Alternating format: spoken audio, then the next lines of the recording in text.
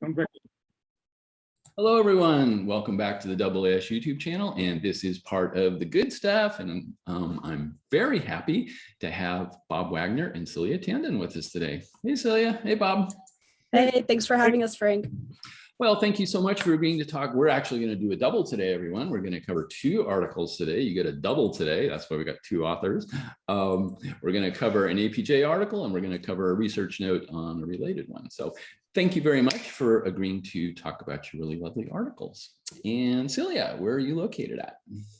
Yeah, so I'm an undergraduate student. I'm a junior right now, located at Stanford University, taking Zoom University right now.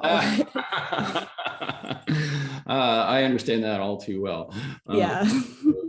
In fact, I've been teaching online for 10 years now, 11 years, something like that. So I'm quite used to the online modality. Mm. That's very good. Are you teaching at ASU right now? I am. I teach 2 classes in a semester. One is introductory astronomy. So it's basically planets is what we cover. Solar systems is what we cover. And then my second course is a little more fun. It's called Energy in Everyday Life. And so it's for non-majors, non-science majors, and we talk about energy in everyday life. I never say the evil word physics or any of that stuff, right? We just talk energy in everyday life. So it's a lot of fun. So you're going to be graduating in about a year or so. Is that right, Celia? Yes, that is the current plan. That is awesome. Well, congratulations on being so much. Thank you. Yeah. Thank you so much. Yeah. And Bob, where are you located at? Same place. Same place. I'm emeritus physics faculty. Mm-hmm. I'm recovering rapidly from a knee replacement 6 weeks ago, and I'm happy to report I swam yesterday, so I'm feeling good. That's awesome. Very good. Very good. I've been emeritus for a number of years. Okay. Yeah. So you get out of the teaching gig, huh? I do what I want, physics and golf. I got to remember that. I got to remember that when I get there. Okay. I'm just going to do the research again, like I was a postdoc again at some point. Very cool. Very cool. And it is the 13th of January, 2022 is we are shooting this one. And Celia, what do you like to do for research?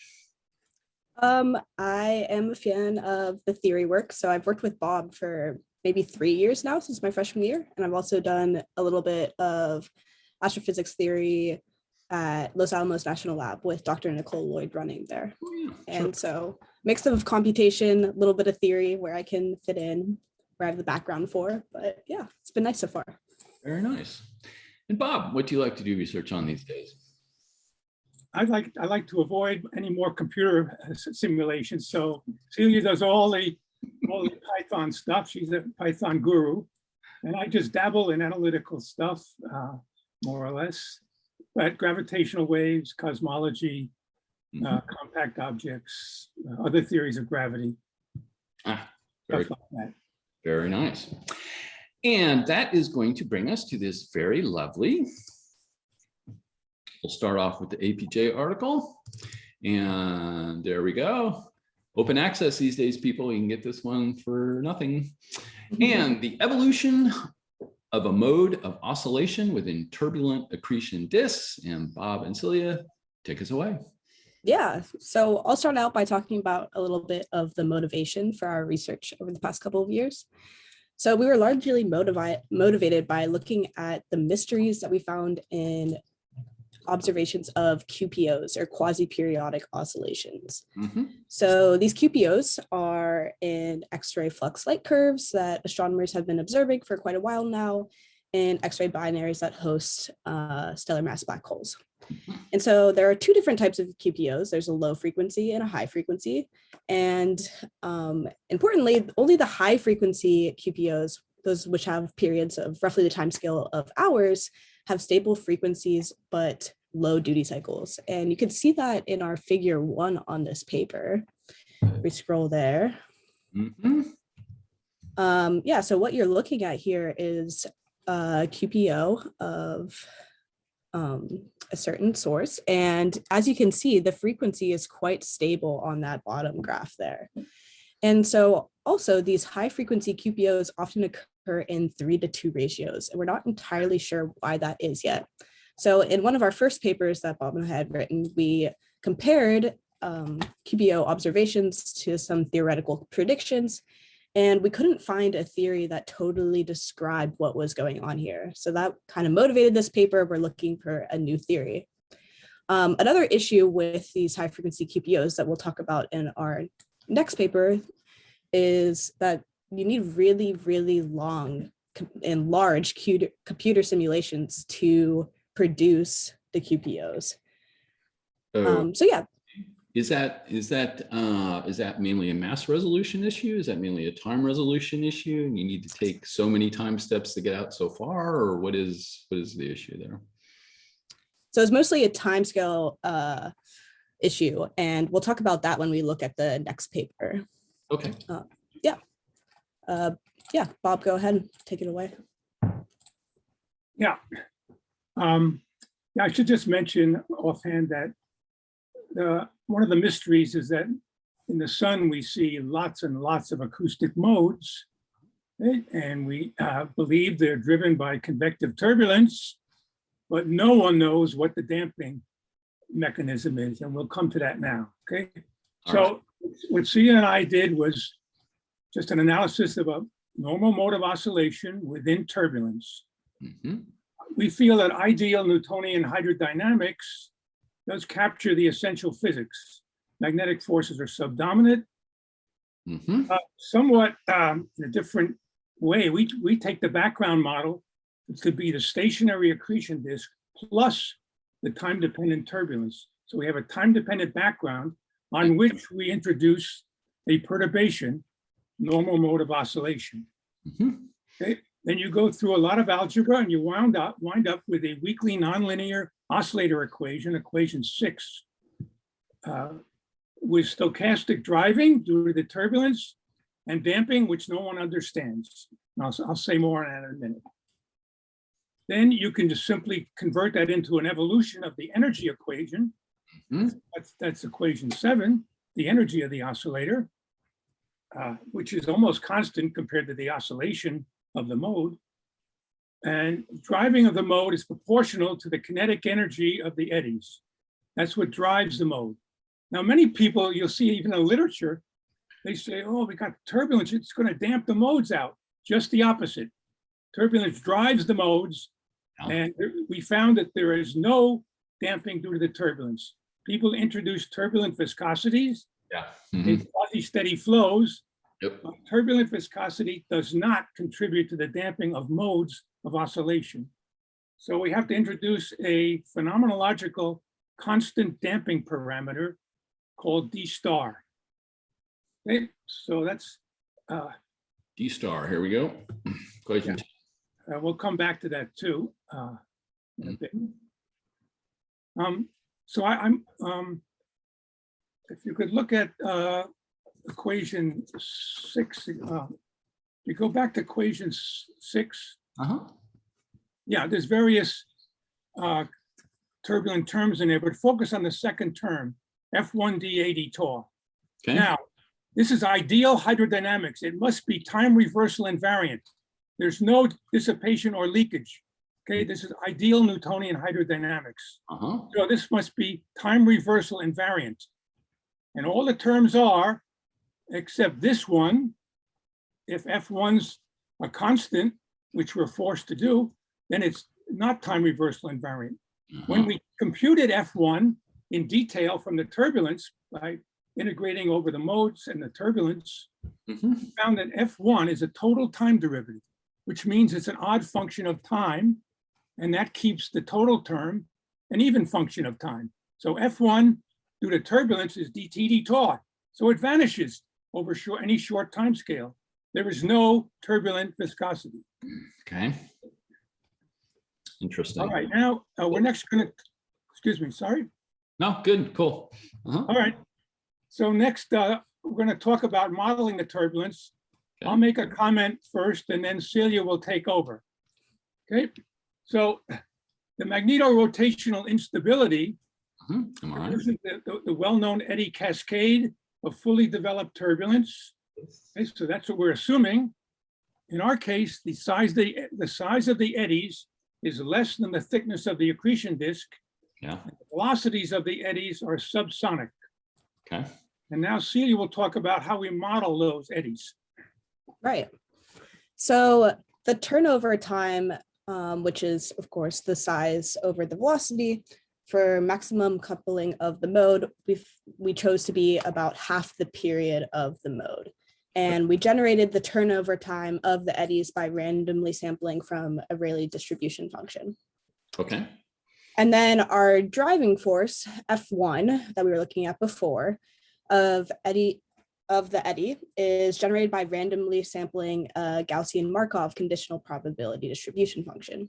Okay. And notably, this has zero mean and standard deviation that is roughly the volume of the eddy over the volume of the mode times the Mach number.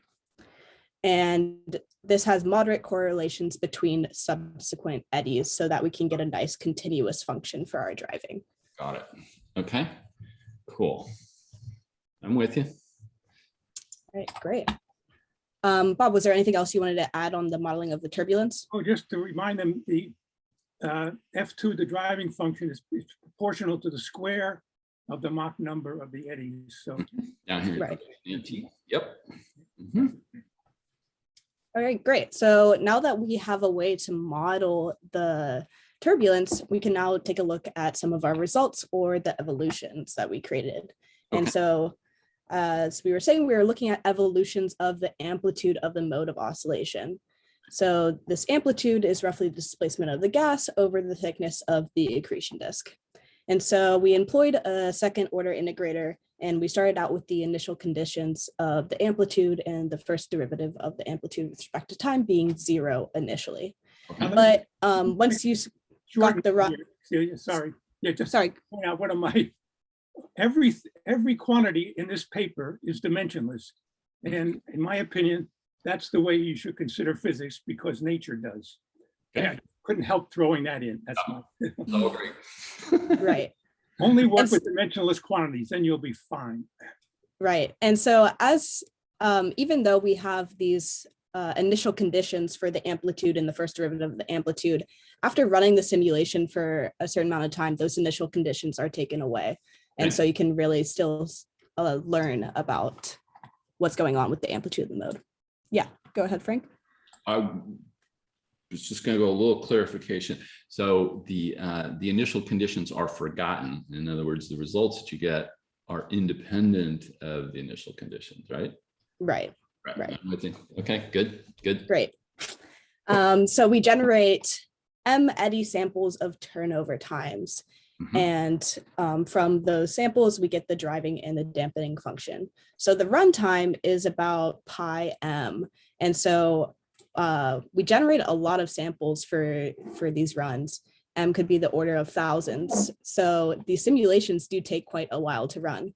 Mhm. And so I run these simulations on the Stanford supercomputer that's public for researchers. It's called Sherlock. Cool. And the typical run times for our simulations is about a couple of hours. So it does take quite a long time. Particularly 1,000 of them. Yeah. So we can jump to figure 3 now to look at one of the first results we have. And what this is showing you is the turbulent driving function in blue and the damping function in red on the bottom. Right. And on the top part of this plot, we have the energy of the mode.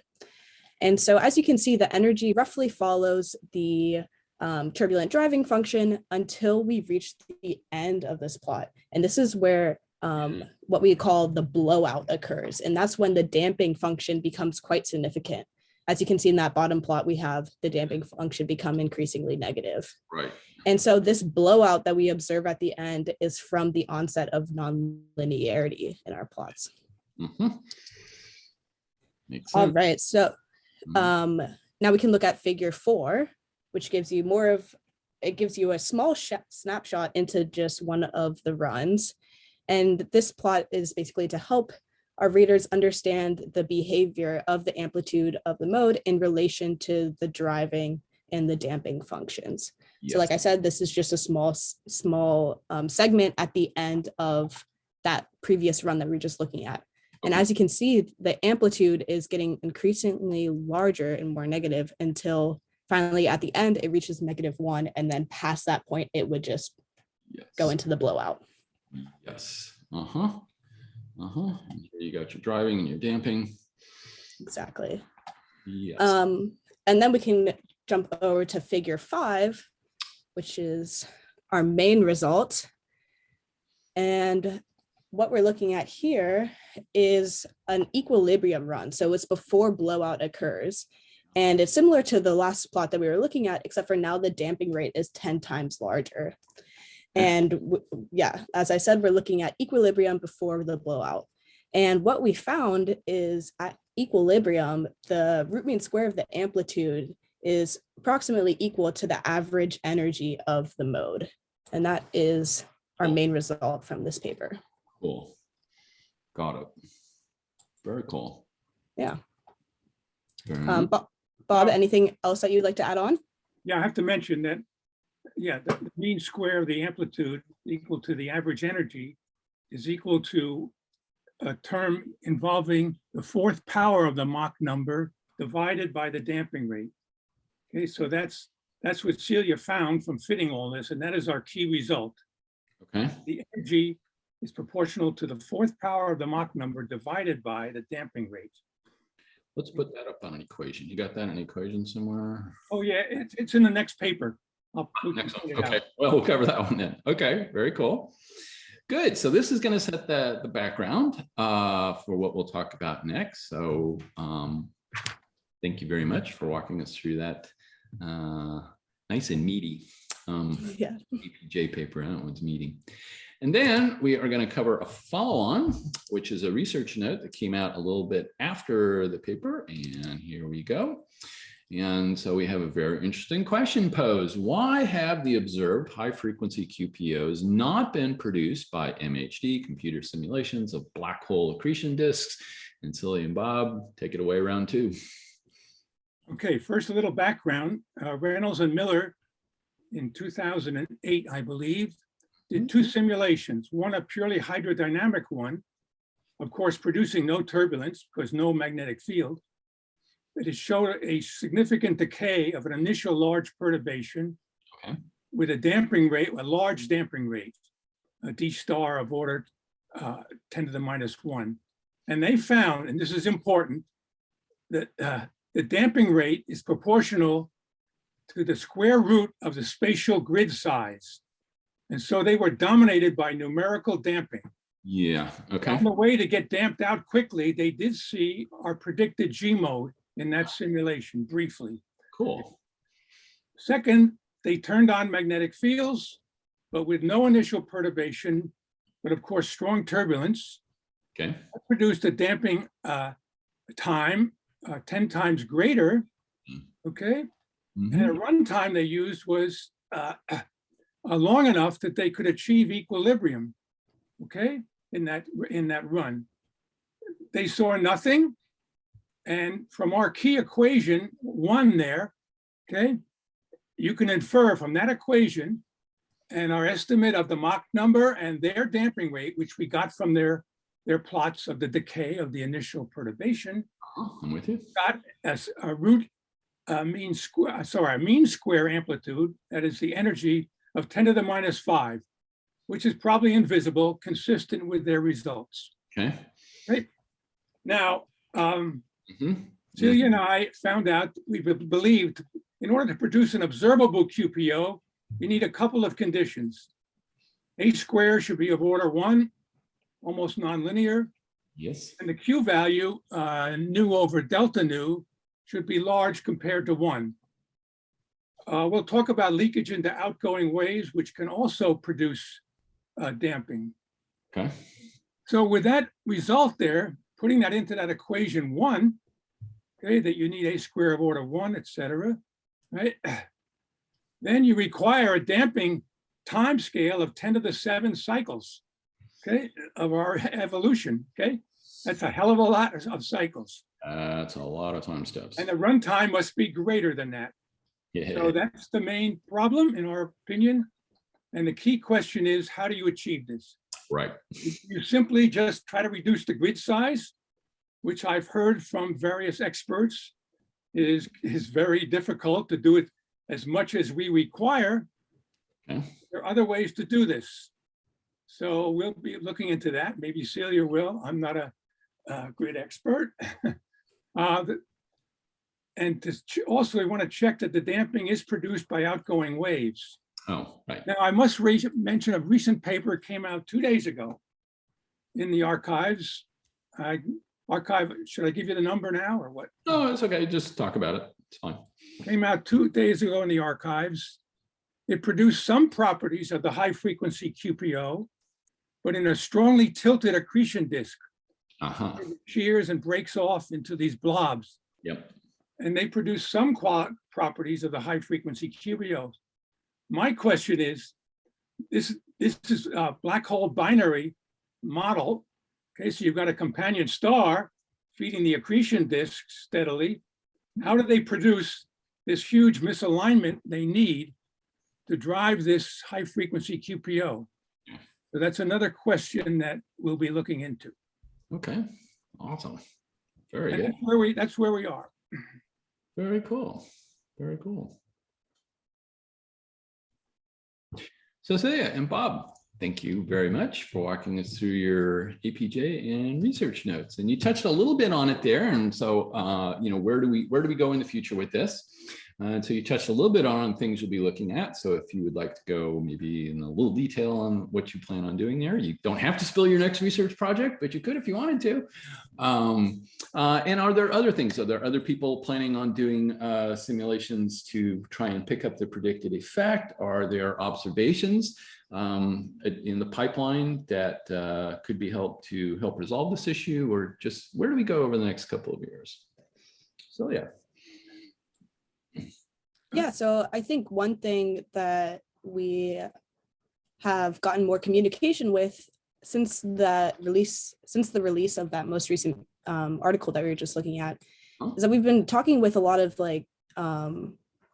experimentalists who are working on these simulations, and we've been discussing with them how to greatly increase the runtime while lowering the grid size, as Bob was saying. And so one thing that we will likely have to wait for is better supercomputers that can do these simulations in better time, because what we're hearing recently is that this time scale that we're asking for is just much too large. So that's one area. Perhaps, Bob, you have a little bit more to add. Let me ask a question there. So these are generally 3D MHD calculations? 3D GR-MHD. Now, I should mention that some of my colleagues, like Marek Abramowitz and Wlodek Kluzniak, have been wondering about this question. Why aren't the observed QPOs produced? And they didn't have an answer, and that's 10 years ago, okay? So some people have been worried about this for a long, but I've never seen it addressed in the literature directly. Okay, good. Okay, so yeah, where are we headed over the next couple of years? Or where might you be headed over the next couple of years? Those are great questions. So I'll answer where I'm headed, and then maybe Bob could add on a bit more about where this work is headed. But after I graduate, I'm hoping to get a PhD. Bob and I still have about 1.5 years left of research together, so hopefully we can answer some of these questions as we go. And yeah, that's mostly my plans. Very good. Bob, as for the research. Yeah, I'll mention something else which Celia mentioned initially in the talk. One of the great mysteries is why none of the existing QPO, high frequency QPOs theories fit the supermassive black hole QPOs. They're about a factor of 4 to 5 lower in frequency. There's about 5 or 6 observed. This work originally with Krista Lynn Smith, who's now at SMU. She did the observations. Determination, you're actually plotting the mass times the frequency of the QPO, which is dimensionless and should be constant. The mass of the black hole times the frequency of the QPO versus the spin of the black hole. And every reasonable theory should predict that, okay? So we took all the theories that make a definite prediction without any other adjustable parameters, okay? Which don't seem to help much yet, actually. And none of us agree, including my favorite G mode theory. So Oh, that's one thing I'll be worrying about, and maybe Celia too. How do we reconcile? But for the black hole binaries, the fits looks much better. So why is there a difference? okay. Well, one thing that Krista and I have been worried about is the mass determinations, because the error is a factor of 3 for the supermassive black holes. Ooh, yeah, Black hole mass determinations, right. a factor of 3 in most cases. Okay, but it's still well below the theory. Okay, Okay.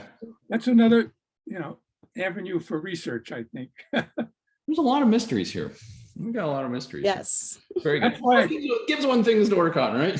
as I say to my students when I try to brainwash them, the ratio of mysteries to people working in the field is very, very high in QPOs compared to some other fields we may mention, but I won't.